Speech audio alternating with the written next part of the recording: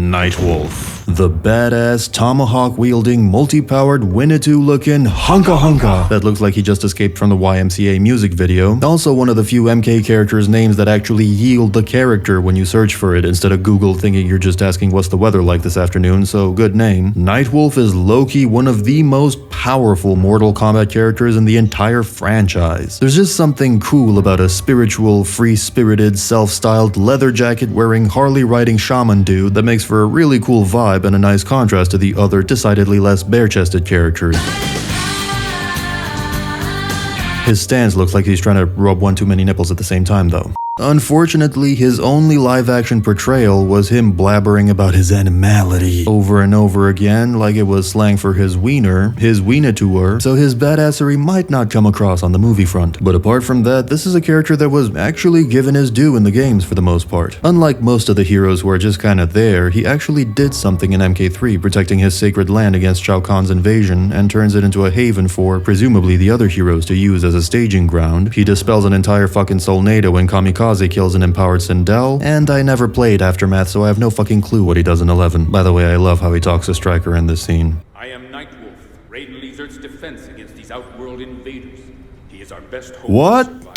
In Mortal Kombat Deception, Nightwolf has the ability to manipulate evil energies, which is the taint in the soul that allows it to enter the Netherrealm. The game also mentions that Nightwolf becomes a Sin Eater, allowing him to completely absorb evil energies whilst retaining his psyche. He utilizes the sins of his ancestors for this purpose. The accumulated evil weighs down on the soul of any being, regardless of their power, to the bowels of the Netherrealm. He binds Onaga to the Hellish Realm in the exact moment Shujinko slays him. What the shit? That's pretty good. Don't do this to me, man. I'm already a bigger deception glazer than anyone has a right to be. But honestly, Sin Eater sounds pretty cool for that incarnation of MK. I remembered the bit about him trapping the soul of Onaga, which is a cool way to actually make use of the ensemble cast you have, with Shujinko defeating him conventionally, or Scorpion in my headcanon, and Nightwolf defeating him spiritually behind the scenes. That's what I want to see. I want to see a bunch of characters all playing their part to take down a threat that is bigger than each of them individually, instead of one guy doing all the work while the others swipe through their grinder matches. Gay. The reason why Cassie Cage, or even Liu Kang or anyone else, defeating the big bad single-handedly in single combat feels so lame is because it means that the other 95% of the roster literally doesn't matter. And that flies in the face of what a fighting game with a bunch of interesting characters is trying to be. I'm the protagonist. No, you're not, bitch. You're a roster spot. Sit the fuck down and shut the fuck up. Anyway, you could expand on the whole Sin Eater bit. If Nightwolf can absorb and transfer sins, or negative energy, or whatever it is, he should definitely spend more time on Twitter and Reddit. There's practically infinite ammo there.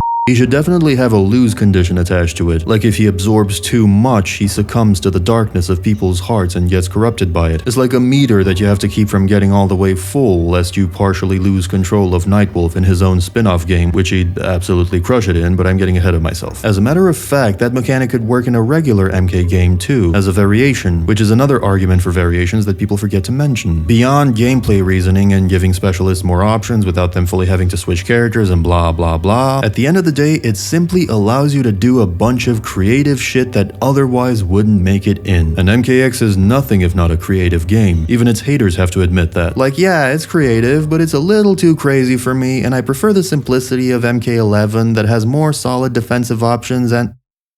Oh haha. Variations allow you to have risky stuff like Drunken Master. They allow you to have more creative, more mechanically demanding shit like Duelist Liu Kang, and they allow you to not have to use them and stick to the simpler ones. And then story-wise, this has even more potential, enacting this whole perilous journey, this rite of passage that Nightwolf would embark on, perhaps journeying through the Netherrealm and wrestling with the sins and darkness and evil of countless dead spirits in order to gain the necessary anime power up to contend with the ridiculously powerful soul of the Dragon King. That would make for a pretty compelling arc in which Nightwolf would have to take on so much pain and regret and scorn and hatred that would then amplify his own such feelings, and he'd become delirious. Kinda like that scene from Harry Potter where Harry has to force the magical misery vodka down Dumbledore's throat that causes him so much pain that he breaks down into a pool of depression remembering his worst regrets. It's weird because you usually drink to forget those, but this flips it around where the booze bubbles it up to the surface and amplifies it. And this feeds nicely into my own ideas for Nightwolf, portraying him as a sort of Professor X from the Days of Future Past movie, an individual with incredibly potent psychic powers, or in this case spiritual powers, same thing, able to read people's emotions, intentions, natures, and using that to predict their goals and movements before they even make them. Problem is, most people go through a great deal of pain, and there's a great deal of darkness and spite and shittiness in their hearts, and sensing all that on a massive scale becomes overwhelming and makes poor Nightwolf hate and lose hope in the human race. Empathy becomes a liability in this case. So much like the Xavier of that movie, Nightwolf shuts himself off from the world, foregoing this amazing power that he has and shirking his responsibilities to his fellow man, to his long-lost tribe, to his entire realm. This would work great for a Nightwolf who's a bit more on the younger side and thus hasn't fully matured as a person, as a warrior. He's scared, he's jaded, and he just wants to be left alone. But then events like Khan's invasion would force him out of his hiding hole and put him on the path he's long avoided. Much like the other loners of the series, he'd slowly start to find kindred spirits, people that he relates to in various ways, and make connections with them, accepting their pain and helping them, but also being helped by them. Nightwolf is an important character, because by being this spiritual expert that has, or at least should have, intimations about the emotions, the drive, the more hidden aspects of other characters' personalities, he can be used as a device to explore these characters in ways that you otherwise couldn't. He's like a character building hack. Not hack as in charlatan, hack as in game hack, you get the idea. Which is not to say he can just blurt out a character's backstory and predict their arc. It doesn't work like that. You can't just exposit characterization blatantly, it has to be built up to. But Nightwolf could still detect certain things about other characters, certain imprints on their souls, that would become clues as to their motives, natures, and intentions. Nightwolf could detect the overwhelming sense of loss and alienation within Reptile, the constant discord within Ermac's many souls, the heart of gold within Johnny Cage, the hidden motives of Kano, the internal conflict within Noob Saibot, the darkness within Kitana's heart. Nightwolf is so usable and would play so well with the rest of the cast that you could once again make an entire MK game or show centered around him, or at least where he plays a major role accompanying the protagonist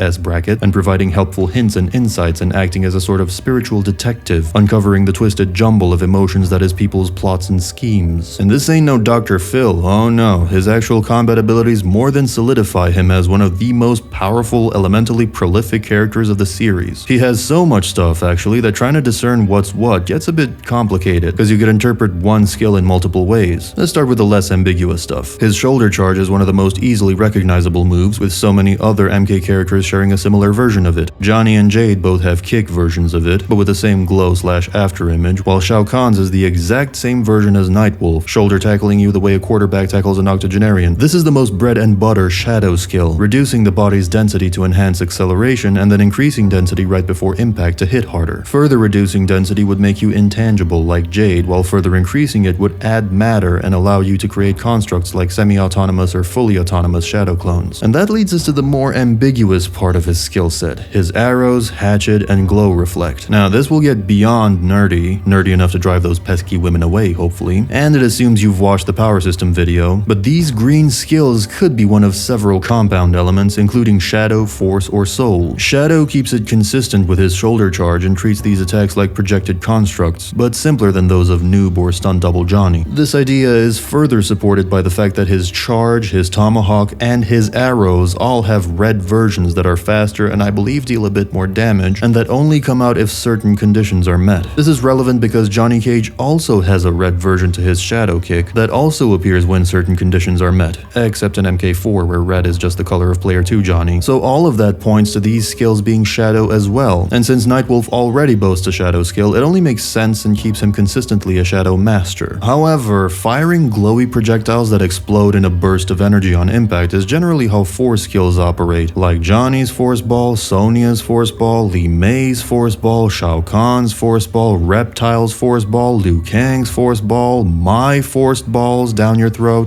So it kind of fits that description too. It's worth noting that in some games, the arrows don't actually explode. They pierce the opponent's heart and stubbornly refuse to leave, like my ex-wife. And since they're often referred to as spirit arrows, one would naturally think these are soul constructs, perhaps drawing upon some soul energy from his ancestors. Most other soul moves are a bit more spectacular though, like telekinesis, stealing moves, so to call a glorified force ball a soul attack it's kinda lame. His reflect could certainly be soul on the other hand. It's in line with the defensive uses of this element that I've spoken about in other videos. Because using soul in a non-offensive manner is generally more about strengthening the body and is a more understated effect that could explain how Shaolin fighters like Liu Kang and Kung Lao tend to be more durable and stronger than other fighters. Yes, I'm explaining away plot armor. So a more pronounced version of this could take the form of a projectile reflect, flexing your own soul to the point of turning it into a protective barrier. Then again, Shadow might also be able to accomplish this, increasing density to the point where most projectiles just bounce off. Would be a good contrast to Jade's glow move, which is also Shadow, but deals with projectiles the opposite way by decreasing density to the point where she becomes intangible and they pass through her. Increasing density wouldn't really work on fireballs and the like though, so Illusion might be a better fit, although Illusion's not really Nightwolf's style. The Tomahawk is one of the least consistent moves from game to game, starting out as a seemingly real weapon that he just enhances with some kind of green or red fire, moving on to becoming a fully energy-based weapon like his arrows, and the man even brandishing an energy pocket knife in MK9, and then going back to being a real Tomahawk in 11. I think my favorite version is still the MK3 one, because the fiery, molten sound and effect are so goddamn delicious. So again, we're looking at some kind of force imbuing to enhance the attack and make it pop, which it does, or an infusion of soul, which keeps with the shaman theme nicely. MK11 also adds buffs to the mix, which is pretty cool. Nightwolf now being able to call upon the strength of various animal spirits to enhance his attacks or debuff his opponents. And I like this because it fills in some of the gaps of this element and makes non-corruptive soul usage a bit more cool. I no longer have to MacGyver things like strengthens the soul and increases durability. I can just point to Nightwolf and say, see?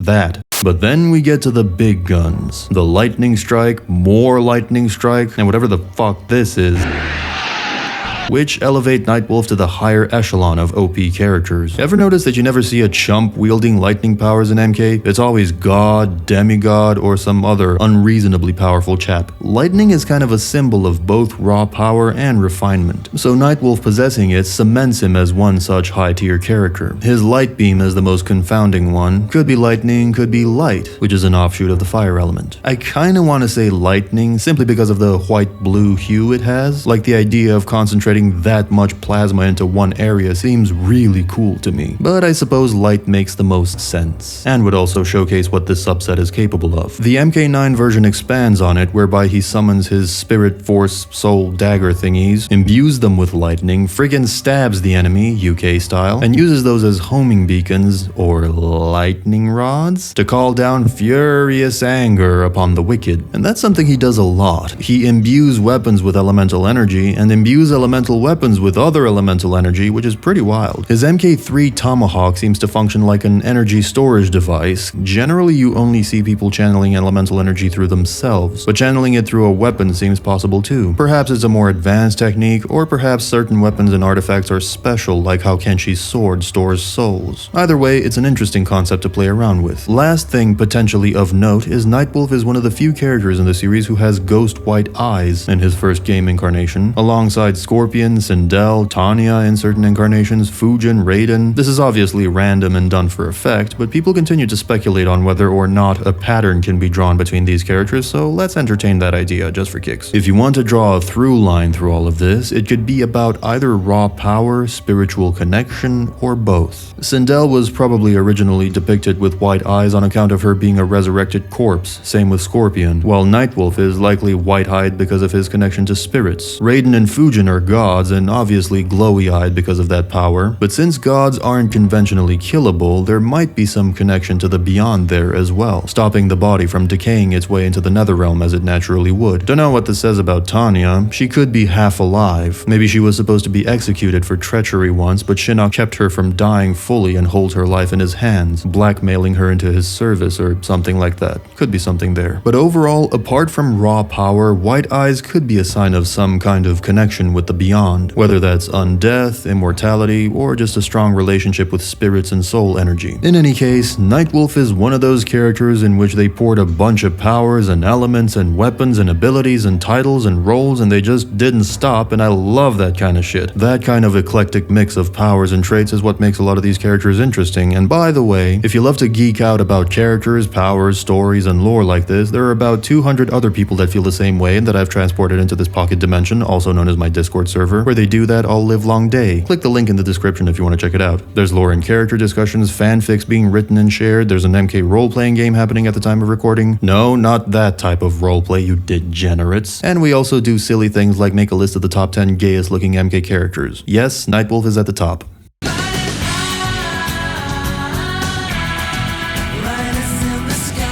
Special thanks to Sir He Hrishin and Longthorn Henderson, as well as my other members for supporting the channel.